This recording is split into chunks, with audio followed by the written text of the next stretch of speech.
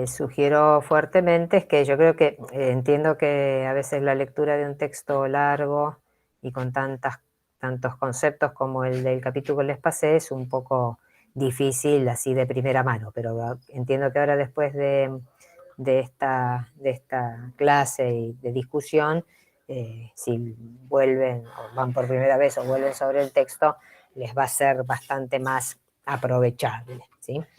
Entonces, lo que quería, ahora que habiendo repasado esos conceptos de clima y de DAFO, lo que me gustaría es que simplemente agreguemos un par de conceptos importantes de Fischer y también de estas dinámicas de evaporación y transpiración que estábamos viendo. Un factor importante que me parece siempre recordar, porque a veces se pierde de perspectiva, por más que hablamos de demanda, que la demanda es más importante en verano, etcétera, etcétera, es que recuerden siempre que el movimiento de agua que más nos interesa, que es la pérdida de agua a través de las plantas, o sea, la transpiración, sigue una diferencia de potencial agua, ¿sí? Seguro ustedes esto lo vieron y lo deberían recordar de fisiología, ¿sí? O sea, esa famosa ecuación de flujo que nos dice que el flujo es directamente proporcional a la diferencia de potencial agua entre dos extremos, en este caso el suelo, que ahora repasamos un poquito, y la atmósfera, e inversamente proporcional a las resistencias, ¿sí? Y las resistencias, bueno, en cultivos arbóreos hay una resistencia dada por la altura, ¿sí? Y después uno imagina que, como comentaba antes, que ese conjunto de vasos cinemáticos que son de un diámetro muy fino, por dinámica de fluidos, por pura física, debiera también estar representando alguna resistencia al flujo de agua. Pero ahora vamos a ver en qué medida eso significa, cómo varía ante la demanda esa resistencia. Pero lo más importante a recordar con esta representación esquemática es que el agua el agua a la que recién nos referíamos en el suelo como agua útil para las plantas y era la que estaba retenida entre dos límites, el del punto de marchitez y el de capacidad de campo, eh, con ofertas hídricas normales y suelos que no están expuestos a desecación completa, siempre hay un contenido hídrico, aun cuando esos suelos están cerca de capacidad de campo, que es comparativamente mayor o más favorable a ceder el agua que la atmósfera. La atmósfera, en términos generales, siempre está más insaturada. Entonces, esa diferencia entre un contenido de humedad y un grado de insaturación elevado favorece ese flujo, porque lo más importante, particularmente para cultivos anuales, o sea, herbáceos de poca altura, está dado por esta diferencia, por el numerador de esta ecuación. El denominador es esas resistencias son menos importantes en lo que a condicionar ese flujo se refiere en estas especies. Entonces, recuerden eso de fisiología, esta diferencia de potencial entre el cubo ese que hace de oferta y la atmósfera siempre está garantizando este movimiento de agua. Pero debe existir una diferencia de potencial, por lo tanto, las plantas durante el día, cuando se empieza a instalar la demanda sobre ella, o sea, cuando se empieza a insaturar la atmósfera, probablemente nunca lo hayan visto, pero si ustedes mirasen las salidas de una casilla meteorológica, la variación horaria de la humedad atmosférica, verían que durante la noche hay niveles de humedad altísimos, o sea que en esas condiciones la atmósfera suele estar altamente saturada y eso tiene que ver con la disminución de la temperatura, particularmente en invierno, y uno eso lo ve en el rocío diurno, ¿no? Concentración de humedad sobre las hojas. Entonces, a medida que avanza el día, se va ejerciendo una demanda que lo que, entre comillas, garantiza es una disminución de la saturación de ese ambiente, aumenta la temperatura, se expande el gas, en consecuencia es capaz de contener más humedad y como consecuencia de ello se va instalando un flujo desde el suelo con un contenido hídrico el agua retenida, un contenido a menor succión que la insaturación de la atmósfera. Entonces se da ese flujo que comentábamos. El otro aspecto que, es decir, por un lado tengan siempre presente eso, cuando hay mucha nubosidad y mucha humedad, la pérdida de humedad por las plantas es muy baja. No es que las plantas están siempre perdiendo humedad, no. Tiene que existir una diferencia, un gradiente de humedad para que haya pérdida de agua a través de ellas.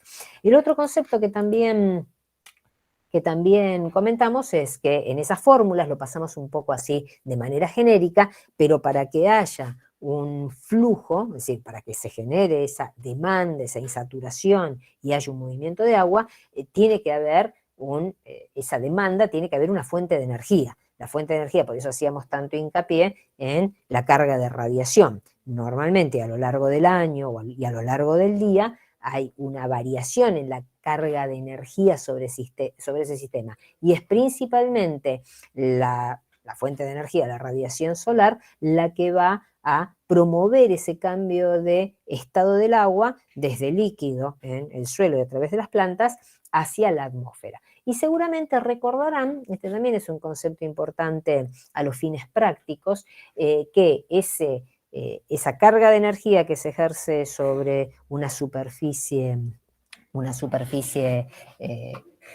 verde, es decir, sobre una superficie vegetal, ya sea cultivada o no, forzosamente va a disiparse de una manera u otra. Y eso, la ideal, cuando las condiciones de crecimiento son favorables desde el punto de vista hídrico, va a ser la de producir un cambio de estado. Las plantas, imaginémosla a cualquier sistema natural o cultivado, es, entre comillas, como un gran radiador, ¿sí?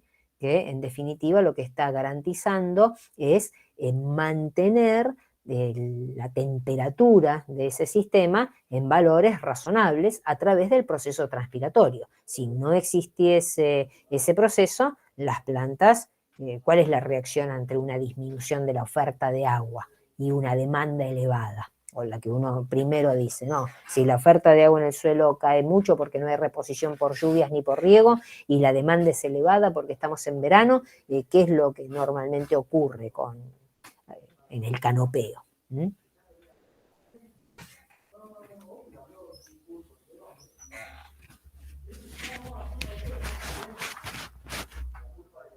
Ah, no, pensaban que no iba a dejar de hablar nunca, que iba a seguir así hablando hasta las 9 de la noche. Soy capaz, pero no lo voy a hacer. No cierres, Tomás. Bueno, muchas gracias, sí, María.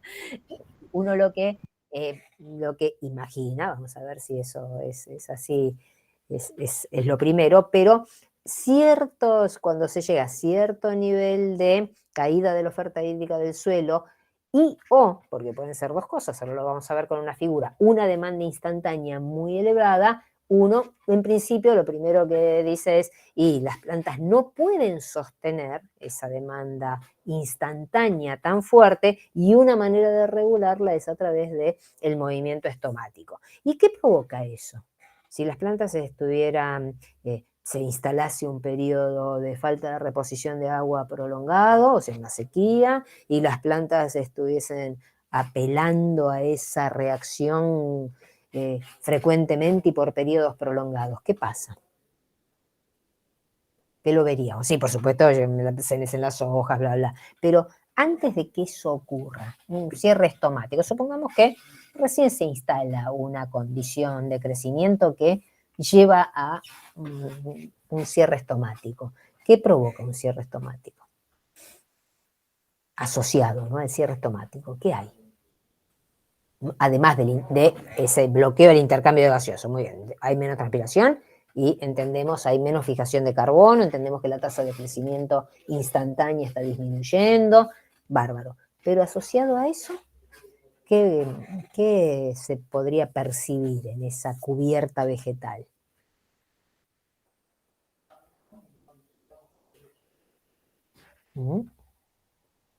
Que está un poco acá, ¿no? Porque fíjense que de la carga de energía sobre un sistema, una parte se usa para la fotosíntesis propiamente dicha, eso que llama uniones químicas, es qué proporción de la energía que está llegando hoy a este canopeo, es usada realmente para hacer fotosíntesis, y fíjense que hay otros dos componentes, uno dice calor latente y otro dice calor sensible, que esa energía se disipa de otra manera. En realidad lo que se aprovecha para fotosíntesis propiamente dicha de la radiación es una proporción mucho menor, ¿no? Una buena parte va a provocar, en cambio, uno o ambos de estos dos flujos de calor. ¿Qué significa eso? ¿Qué significa ese calor latente y el calor sensible?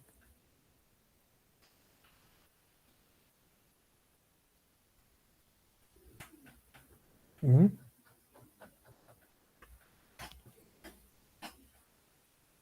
Si se cierran los estomas, ¿qué pasa? Si nosotros no transpiráramos, ¿qué es lo que nos pasaría? ¿Qué pasa cuando no transpiramos? Y estamos suponiendo que no fuésemos capaces de transpirar y salimos a correr abajo del sol. ¿No aumentamos mucho la temperatura? Exactamente, no estamos disipando esa carga de energía que está sobre nosotros. Pues bien, si Nos dirían que todos tenemos COVID, o sea, no podríamos entrar a ningún local, te toman temperatura.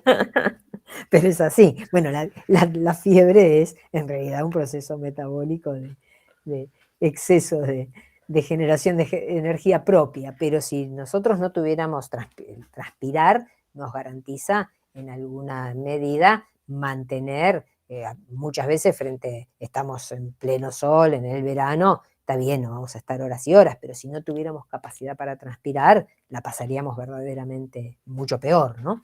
Y la transpiración, el equivalente a nuestra transpiración, la transpiración de las plantas, lo que tiene detrás es un cambio de estado, eso que se denomina calor latente, que es el calor latente de vaporización, la energía que se usa para provocar un cambio de estado, de líquido a gaseoso. Sería ese famoso calor de la física, calor latente de vaporización. Bueno, ya sea desde el suelo, provocando evaporación directa en un suelo desnudo o que recibe una carga de energía, o desde las plantas por transpiración, ese es una parte del intercambio de energía. Si hay un control estomático importante, uno espera que aumente la temperatura de una cubierta vegetal, igual que aumentaría si nosotros no transpiráramos también, ¿sí? Y eso es lo que denominamos como calor sensible, porque lo podemos sensar, lo podemos medir, y eso es si la temperatura normalmente en cubiertas vegetales que tienen buena provisión hídrica y demandas instantáneas que no son exorbitantes, la principal componente es esta. Y en consecuencia, la temperatura de esa canopia es similar o inferior a la temperatura del aire, porque es un buen radiador, está disipando bien la energía a través de un cambio de estado.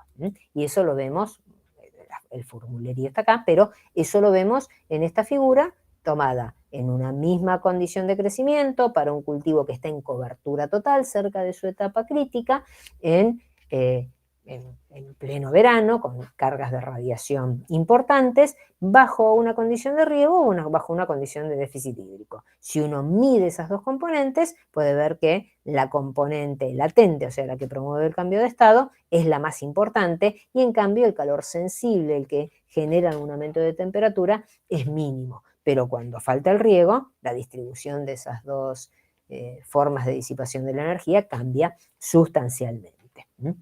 Entonces, eso por un lado. Desde el punto de vista de suelo, que algo que también comentamos al principio, como para ponernos, no para ahondar en cuestiones edafológicas, pero para ir cerrando algunas de las muchas cosas que abrimos hoy en la discusión, esto es lo que nos muestra, que dijeron, bueno, ¿hasta qué profundidad un suelo arenoso pierde el agua más fácilmente, etcétera, etcétera? Así es más o menos el proceso de desecación desde un horizonte superficial de un suelo desnudo.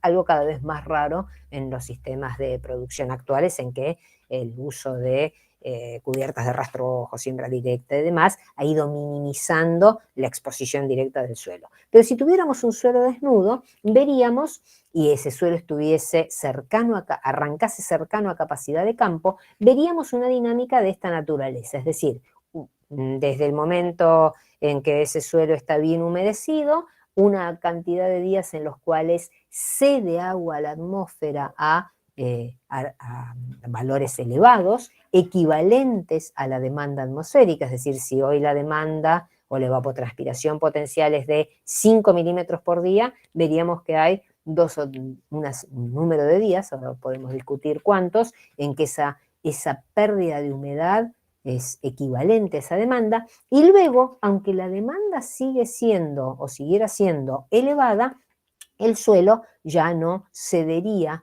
agua en la misma cantidad a la atmósfera. El suelo sigue teniendo un contenido hídrico hasta que no está en punto de marchiteo, en realidad hasta que no está seco, completamente seco, no para la evaporación, pero la tasa a la cual ocurre esa evaporación sí varía con el contenido hídrico del suelo, elevada cuando está cerca de la capacidad de campo y a partir de ahí menos importante. ¿Y por qué esto es así?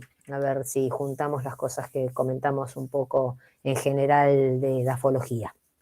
¿Por qué en un suelo desnudo la pérdida de agua es elevada? Supongamos que la demanda es siempre constante, pasan los días y siempre hay una demanda de 5 milímetros por día. Podría ser más alta la demanda o más baja, pero supongamos que se instala una demanda por una semana de unos 5 milímetros por día.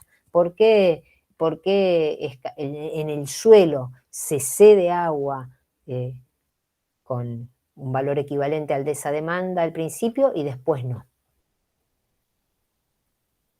Para ayudarlos en lo que estoy diciendo, o para poner en caja esto, ¿cuántos milímetros de agua útil hay en los primeros 30 centímetros de suelo? Vamos a poner valores, porque si no es como hablar en chino. ¿Tienen idea de cuántos? Porque hablamos de almacenaje, hablamos de suelo arcilloso, arenoso, etcétera, pero en moneda constante y sonante, ¿cuántos milímetros es eso? ¿De cuántos milímetros hablamos?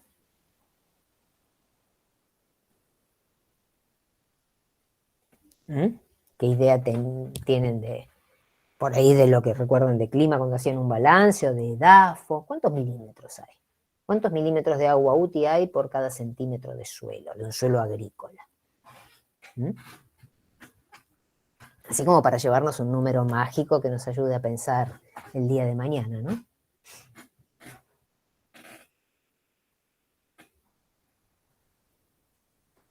¿No? ¿Ninguno tiene algún valor? Bueno, yo los ayudo. Hay más o menos 1 milímetro de agua útil por centímetro. O sea que si uno dice en los primeros 30 centímetros, tiene 30 milímetros, ¿no? Así como un número que uno no va a decir una grosería, después discutir, pero 30 milímetros. Por lo tanto, si yo miro esta figura, digo, bueno, a ver, estoy pensando en los primeros 30 centímetros. Y hay 2 días de 5 milímetros, 3, 5, 10, y ya a partir de acá, de resto 30, tiene 20. ¿Por qué no sigue cediendo a la misma? Si acá hay 5 milímetros por día también, ¿por qué ya acá cede solo 3,5? ¿Y por qué al día siguiente cede solo 2? Y todavía no se secó por completo. Me dijeron que hay 30 milímetros y llevo acumulado ni 15. ¿Por qué no cede? ¿Por qué no cede? Si la demanda es de 5 milímetros por día, ¿por qué no cede 5 milímetros durante 6 días y listo? O más, ¿no? Porque eso es el agua útil. Después está el agua por debajo de capacidad de campo que la evaporación puede proceder. El desierto de Sahara, por ejemplo, está completamente seco. Los 30 primeros centímetros. No está con el agua a capacidad de campo, se secó completo. Porque es como haberlo puesto en una estufa. Y si lo pongo en la estufa, chao. Calienta y evapora. Pero ¿por qué no sigue cediendo agua a la misma tasa?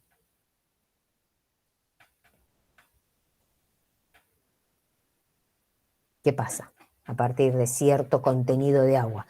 Recuerden que dije que más o menos parte de capacidad de campo. CD5, después ya no CD5. ¿Por qué?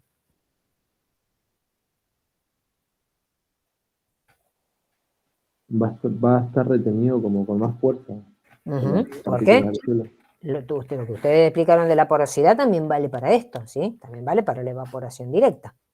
A medida que se va secando, vamos de capacidad de campo que está retenida con menor tensión el agua hacia valores de contenido hídrico donde el agua pasa a estar retenida con más tensión. Si no, sería siempre como el tanque australiano del que hablábamos al principio de la clase, ¿no?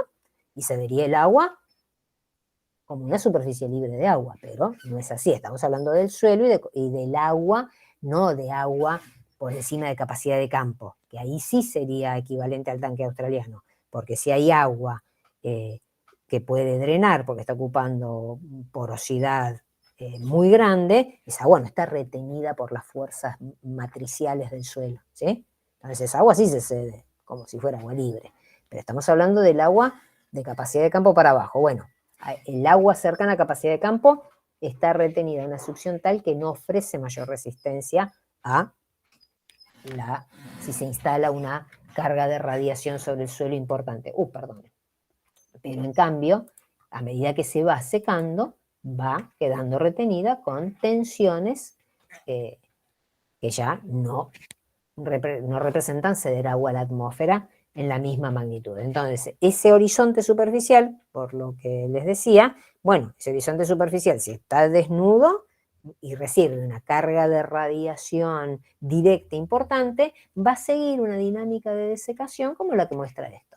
En la medida en que, imaginemos que va quedando cubierto por lo que sea que crece sobre ese suelo, la carga de radiación total va disminuyendo. Entonces, aunque yo caracterice la demanda de hoy como de 5 milímetros por día, eso es válido en el tope del cultivo, pero hay que corregirlo por la intercepción. Si solo llega el 10% de la radiación a la superficie del suelo, lo que está llegando como demanda directa a la superficie de ese suelo es el 10% de lo que llega al tope del canopeo, ¿sí? En consecuencia, la componente evaporativa y la componente de transpiración varían con la humedad del suelo y a lo largo del ciclo. A medida que el cultivo crece y genera un índice de área foliar importante, y si mantenemos el suelo permanentemente húmedo, no desaparece la evaporación del suelo, pero su proporción sobre el consumo total, imaginemos que acá habíamos dicho que con valores de 3 o más de índice de área foliar estábamos en el IAF crítico, consecuencia, cobertura importante, la mayor parte de la radiación interceptada por el cultivo, proporción en consecuencia de transpiración respecto al como componente de la evapotranspiración total elevada, más del 80%. Ahora, si el suelo está seco y miramos, esa misma situación con un índice de área foliar muy elevado, en una superficie de suelo, 30 centímetros del suelo seca, bueno, todo lo que estamos viendo como pérdida de humedad pasa por la transpiración. Veamos ahora otra figura que también es muy importante para interpretar el consumo de agua. Pensemos en un cultivo que está en esa situación de máxima cobertura, ¿sí? Imaginemos una situación de un cultivo que está con valores de índice de área foliar iguales o superiores del crítico y que por lo tanto la mayor parte de su consumo es por transpiración, ¿sí? E imaginemos esta situación para el concepto de umbral que ustedes habían mencionado en cuanto a con qué facilidad son capaces de extraer agua o no de ese suelo en función de la demanda.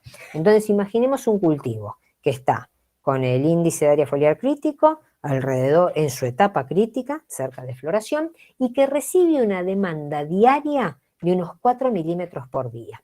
Y está creciendo en un suelo, arranca creciendo en un suelo que tiene un agua disponible para el cultivo a nivel de capacidad de campo. Entonces arrancamos acá, imaginemos que arrancamos acá con ese cultivo, ¿sí? Y que estamos en una situación en la cual ya habíamos visto también esta máxima profundidad de raíces, estamos en ese momento en que ya a donde tenía que llegar, llegó la exploración, está explorando ese cubo total que le haya tocado, un suelo particular, y es expuesto a una situación de demanda moderada, ahora vamos a ver por qué, es superior a esa demanda, y empieza a secarse el suelo, ¿sí? Ese cubo en el cual están creciendo las raíces se empieza a secar y no hay reposición, no se riega ni llueve, ¿sí? Eso es lo que está ocurriendo, y pasan los días, y en consecuencia, el agua disponible en ese cubo va disminuyendo. Arrancamos con 100% de agua útil, en capacidad de campo, pasan unos días, 80% de agua útil, 60% de agua útil, 40% de agua útil, y la transpiración relativa a un testigo que siempre mantenemos en capacidad de campo, aparentemente se sostiene, ¿no?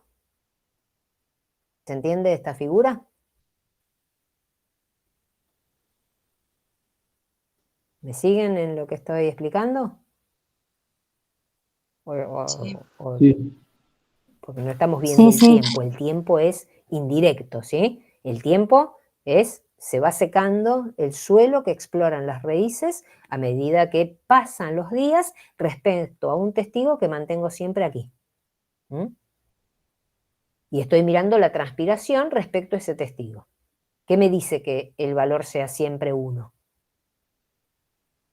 Entre la mitad de la parcela o el lote que no riego y la mitad que riego. ¿Qué me dice que la transpiración sea 1? La transpiración relativa al testigo. Es decir, el no regado dividido el testigo me da 1.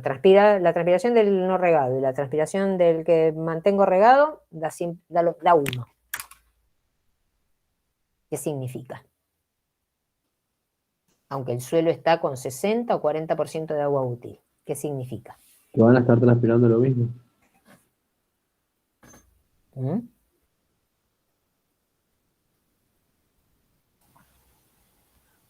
Repetilo, Ahí Lucas, creo que no te escucho. No, está que van sufriendo a estar transpirando lo mismo. es decir, el desecamiento de ese suelo, ¿lo está afectando ese cultivo?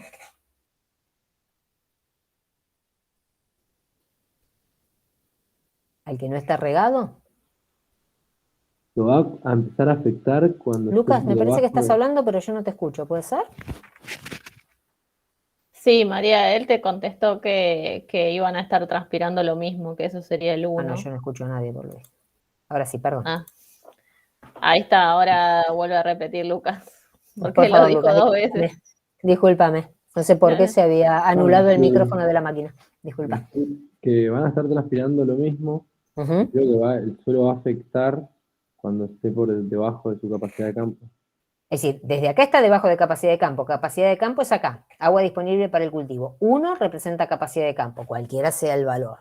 Y 0 representa punto de marchitez. Por lo tanto, a medida que pasa el tiempo, esta línea amarilla, supongamos que acá hay un círculo que representa a una parcela o a la mitad del lote está bajo riego y la otra mitad del lote no está bajo riego. La mitad del lote que está bajo riego se va a quedar siempre acá.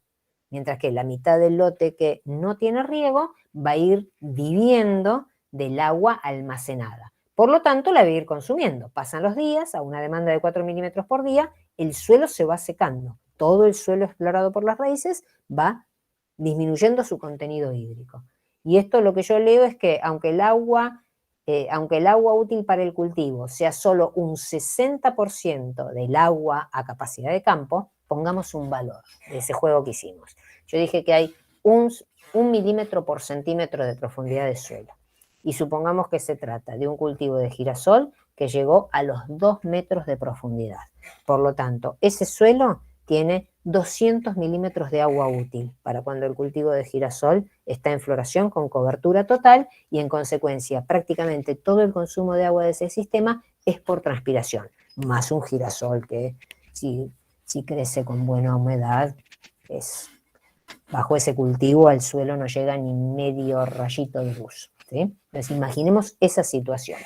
Ahora, a la mitad del lote en un momento dado, la dejo de regar y se consume el agua. 60% de agua útil significa 60% de 200, o sea que acá ese cultivo no regado, al que dejé de regar en algún momento, tiene 120 milímetros de agua útil.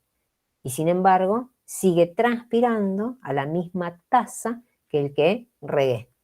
Y el ritmo de transpiración será, si la demanda es de 4 milímetros por día y un girasol o la mayoría de los cultivos vimos que tenía un KC de 1, eso significa que ese cultivo de girasol está perdiendo 4 milímetros de agua por día por transpiración.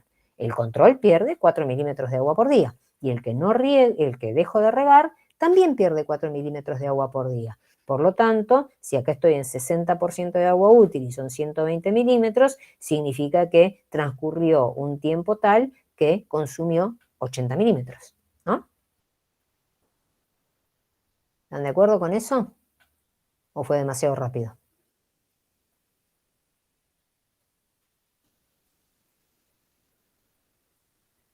Estamos tratando de saltar de lo que sabemos de plantas, que normalmente son cosas en una maceta, a un cultivo. El cultivo es bastante más complejo. ¿Mm? Y esta es una situación fácil, porque es un suelo uniforme, sin discontinuidades texturales, un cultivo de girasol que sabemos que explora hasta bien profundo, o sea que le podemos poner valores sin mucho temor a equivocarnos. ¿Mm? Hasta 2 metros un cultivo de girasol en un suelo que no tenga una texturalidad fuerte, va a sacar todo el agua que tenga disponible, si se ve en la necesidad de hacerlo. Bueno, si dejo de regar, se ve en la necesidad de hacerlo. Y lo que me dice esta figura es que si yo expongo ese cultivo de girasol a una demanda de 4 milímetros por día y lo dejo de regar, para ese cultivo es como si no pasara nada hasta que el contenido de agua útil llega a 40%. O sea que recién cuando tiene 80 milímetros de agua útil en 2 metros de profundidad, hace algo. ¿Qué hace? Hace algo diferente al control que regué siempre, ¿no?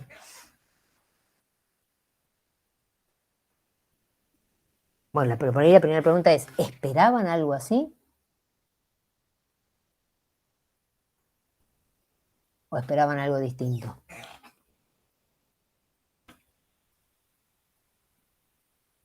Si yo les hubiera dicho, tengo 2 cultivos de girasol, uno que está con un contenido de agua útil de todo el suelo que exploran las raíces a capacidad de campo, y otro que está con un contenido de agua útil de solo el 60% de capacidad de campo, ¿ustedes hubieran dicho que estaban transpirando con la misma intensidad? O sea, si la demanda de 4 milímetros, que los dos seguían transpirando a razón de 4 milímetros por día. No, hubiese dicho que el que estaba a menor agua útil iba a estar transpirando menos. Ajá. ¿Y el resto? ¿Qué hubiera dicho? Sí, yo coincido con Lucas. Ajá. Sin embargo, datos son datos. Por lo visto, en ese ambiente, el detalle está en que son 4 milímetros por día. 4 milímetros por día, ¿será mucho o poco de demanda?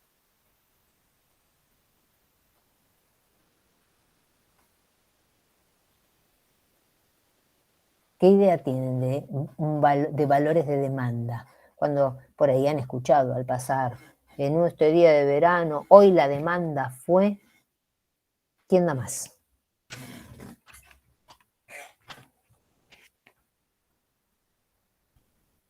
¿Cuánto es una demanda alta? ¿4 es alta? ¿Moderada? Es un cultivo de girasol, o sea que uno ya puede imaginar, y está en cobertura total, o sea que ya uno puede hacerse un panorama. Ciertos cultivos después lo otro que les voy a mostrar es en el mismo lugar, pero ciertos cultivos de girasol tienen su etapa crítica con demanda de 4 milímetros, o sea que esa es una demanda del verano, porque girasol, cobertura total, debe estar cerca de floración, ¿no?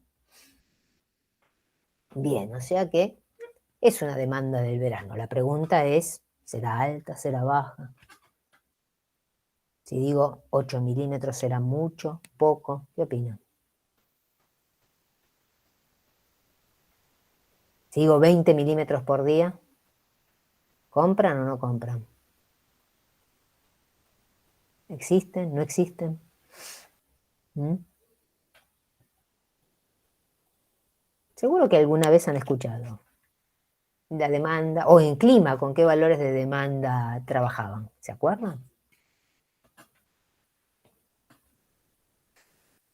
¿No? Bueno, vamos por la segunda alternativa.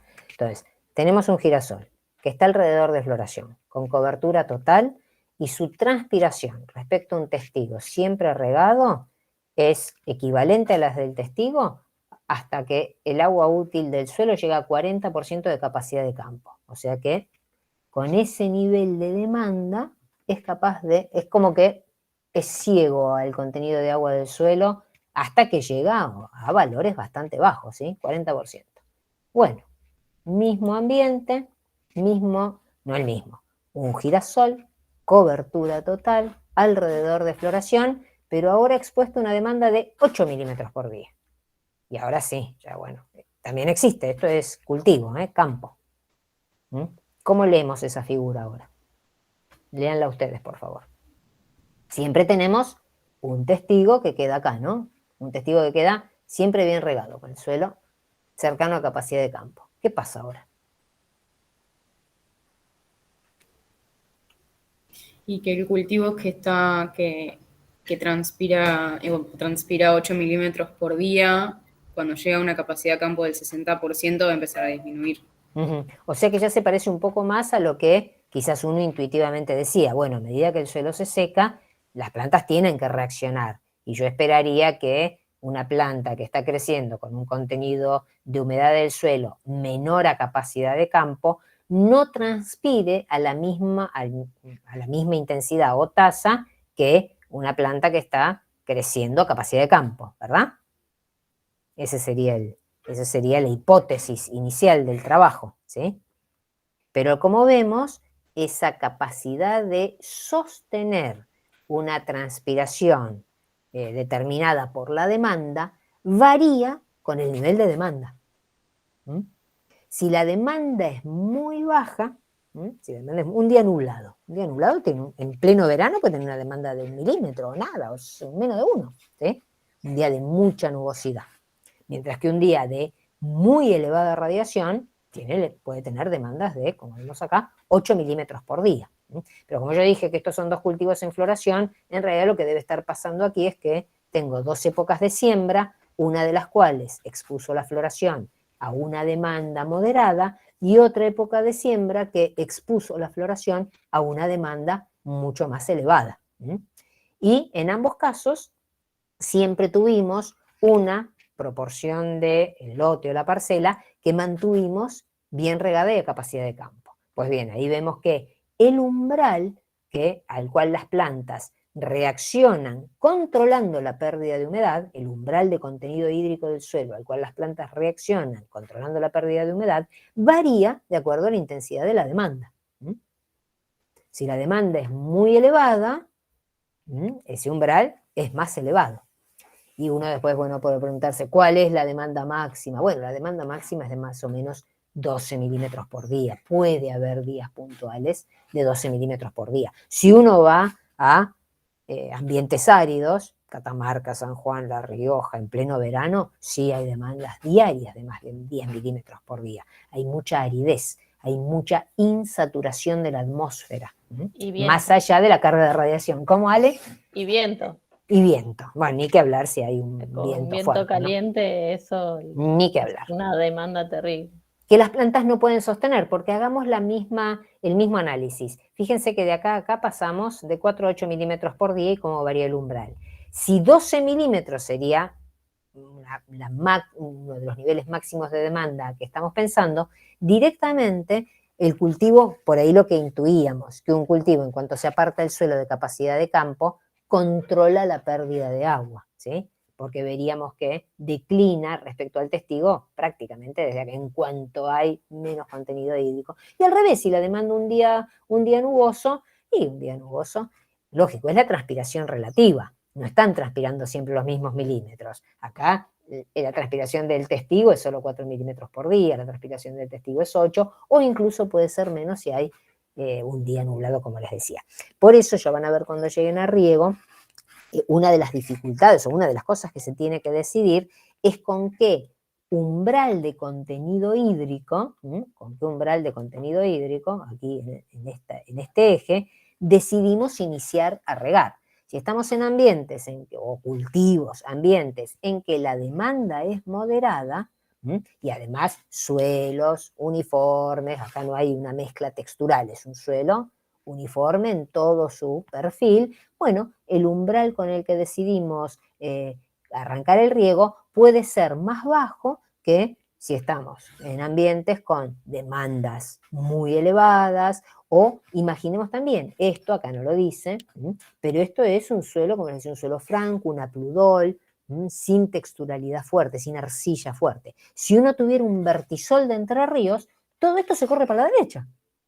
Si yo tengo un suelo muy arcilloso, en cuanto nos apartamos de capacidad de campo, probablemente ocurra lo que intuitivamente hubiéramos dicho al principio, que si no está la capacidad de campo, la transpiración se reduce. No es tan así, la transpiración se reduce dependiendo de la demanda. y del contenido hídrico del suelo y del tipo de suelo.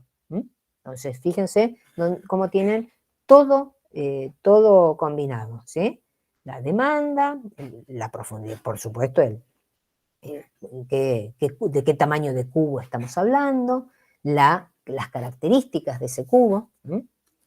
Entonces, todo eso tiene que ver con, en definitiva, los valores de evapotranspiración de cultivo que ponemos al final del camino en ese eje X con el que arrancábamos la clase, que nos interesaba caracterizar para poder analizar la eficiencia en el uso del agua.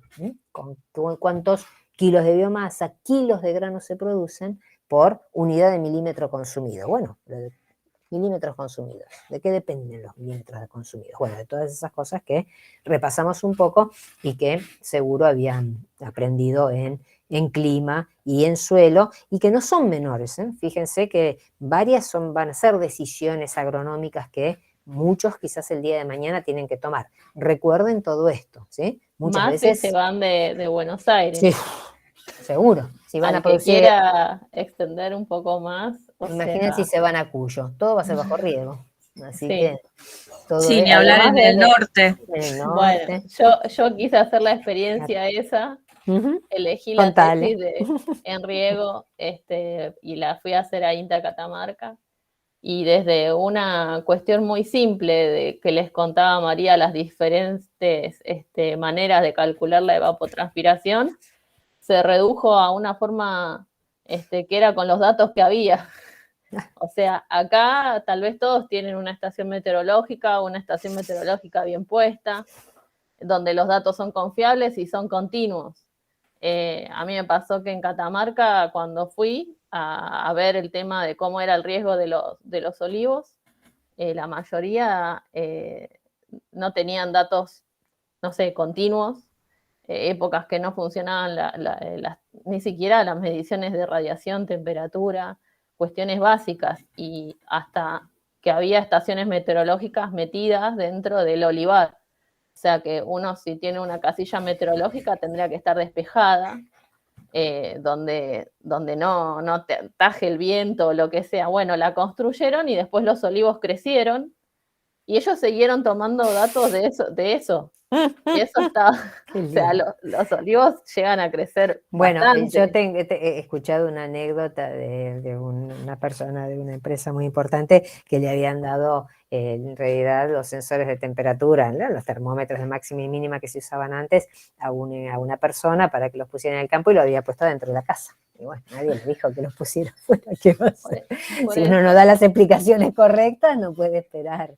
No, pero fíjense, respecto a lo que decía Ale, viene muy a cuento. Yo decía que hay datos climáticos. Esta página, que es de INTA, que se dice SIGA2, no sé si lo están viendo acá arriba, siga2.intagobar, muestra no significa que todos estos puntos tienen datos climáticos, ni muchos ni completos, pero un poco la densidad de estaciones meteorológicas, como decía Alejandra, en el país, es bastante clara. Hay una densidad muy grande en la zona central, húmeda y demás. Hubo un proyecto que creo que fue en el litoral, y por eso se ven todas estas casillitas acá entre Ríos y Corrientes, pero en realidad que tienen muy acotados los datos climáticos que tienen. Y después hay estaciones, como dice acá, convencionales, estaciones automáticas que pueden estar online o no online, pero son estaciones automáticas, y esto ya nos da un panorama también. Por supuesto que hay muchos más datos climáticos, cualquier aeródromo tiene algún dato climático, pero muchos de los que necesitamos como radiación a veces no están. Afortunadamente hay otras fuentes, pero claro.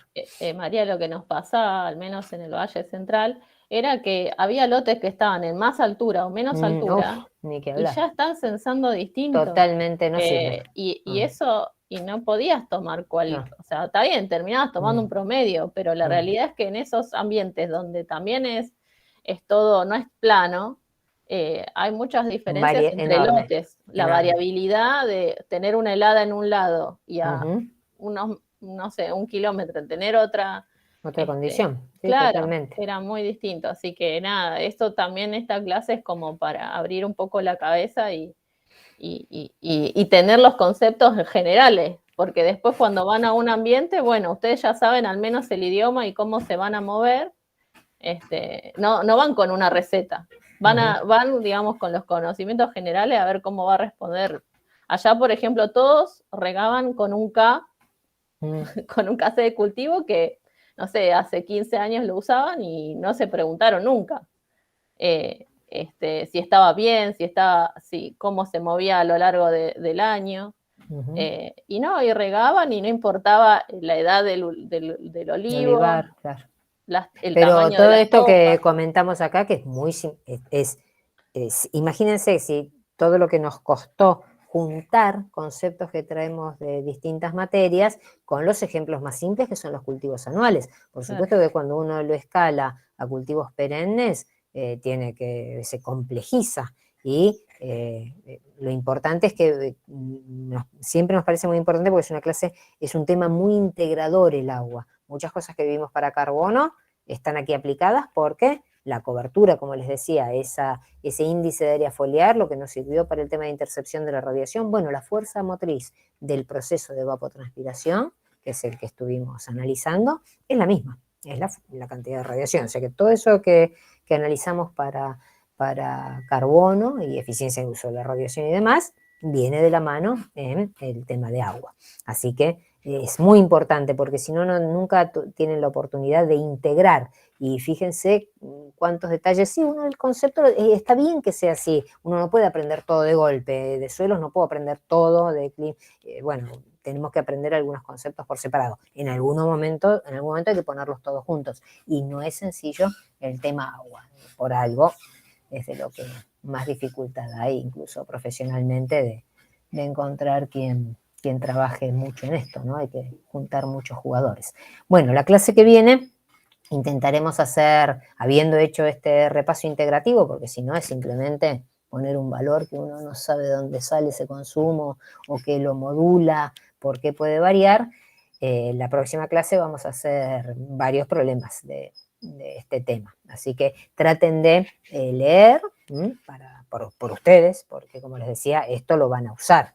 En materias próximas van a tener que ver cómo el manejo modifica muchas de estas cuestiones. Bueno, para poder hacerlo aprovecharlo más, traten de leer, porque si no, como les decía, en la medida que queda más alejado en el tiempo, los conceptos, más difícil es cuando los reclama una materia más avanzada, poder utilizarlos bien. Así que ahora que hicimos este repaso, seguramente ese capítulo les tiene que ser un poquito más sencillo interpretarlo, ¿sí? Bueno, ¿estamos hasta aquí?